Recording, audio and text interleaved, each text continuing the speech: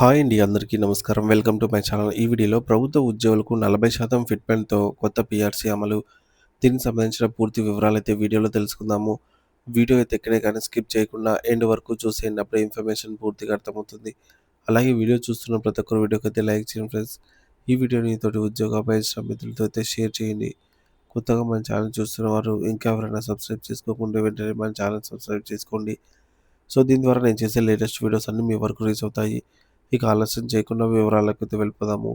Friends, ఇక విషయానికి వచ్చినట్లయితే తెలంగాణ గెజిటెడ్ అధికారుల సంఘం టీజీజీఓఏ ప్రభుత్వానికి కీలక డిమాండ్లను చేసింది. పెండింగ్లో ఉన్న పీఆర్సీ నివేదికను వెంటనే బహిర్గతం చేసి ఉద్యోగులకు 42% ఫిట్మెంట్‌తో పీఆర్సీని అమలు చేయాలని టీజీజీఓఏ డిమాండ్ చేసింది. ఈ మేరకు డిమాండ్లను బలోపేతం చేస్తూ సంఘం రాష్ట్ర కార్యవర్గ సమావేశం మెదక్ జిల్లా పాపన్న మండలంలో ఏడుపాయలలో అయితే జరిగింది. ఈ సమావేశంలో ఏకగ్రీవంగా 13 తీర్మానాలను ఆమోదించారు. సో ప్రధాన డిమాండ్లు మరియు తీర్మానాలు చూసుకున్నట్లయితే మొదటిది 42% ఫిట్మెంట్‌తో పీఆర్సీ అమలు.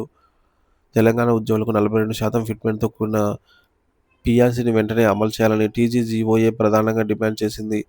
దీనికి సంబంధించిన నివేదికను తక్షణమే బహిర్గతం చేయాలని కోరింది. అలాగే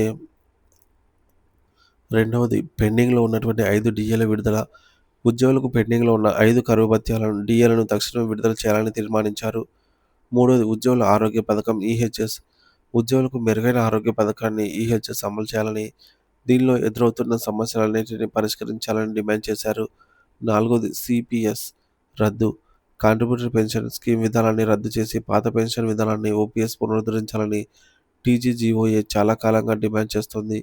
ఈ సమావేశంలో కూడా ఈ అంశాన్ని బలంగా లేవనెత్తారు. ఐదోది సొసైటీల ద్వారా ఇళ్ల స్థలాలు. ఉద్యోగులకు సొసైటీల ద్వారా ఇళ్ల స్థలాలను కేటాయించాలని టీజీజీఓఏ అధ్యక్షుడు ఏలూరి శ్రీనివాసరావు ప్రభుత్వాన్ని అయితే డిమాండ్ చేశారు. ఇక ఆరోది ఇరిగేషన్ శాఖలో రీఅపాయింట్మెంట్ల రద్దు. ప్రధాన కార్యదర్శి ఏ సత్యనారాయణ మాట్లాడుతూ ఇరిగేషన్ శాఖలో రిటైర్ అయిన వారిని రీఅపాయింట్మెంట్ చేస్తున్నట్టు తెలుస్తోంది. సో వాటిని వెంటనే ఆపాలని డిమాండ్ చేశారు. ఈ చర్య యువతకు ఉద్యోగ అవకాశాలను దూరం చేస్తోందని ఆందోళన వ్యక్తం చేశారు. పీఆర్సీ అమలు ప్రక్రియ మరియు ఆశలు.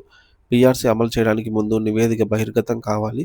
సో దీనిపై ప్రభుత్వం ఒక నిర్ణయం తీసుకోవాలి. ఆపై ఉద్యోగ సంఘాలతో చర్చలు జరపాలి. ఇదొక సుదీర్ఘ ప్రక్రియ. అందుకే పీఆర్సీ నివేదికను వెంటనే బహిర్గతం చేసినట్లయితే కనీసం ఈ సంవత్సరం ఆఖరులోగా అంటే డిసెంబర్ 31 లోపు దీనిపై ఒక మంచి నిర్ణయం తీసుకునే అవకాశం ఉంటుందని ఉద్యోగులు ఆశాభావం వ్యక్తం చేస్తున్నారు. ప్రభుత్వానికి ఉద్యోగుల విజ్ఞప్తి. ఉద్యోగులు రాష్ట్ర అభివృద్ధిలో కీలక పాత్ర పోషిస్తారు.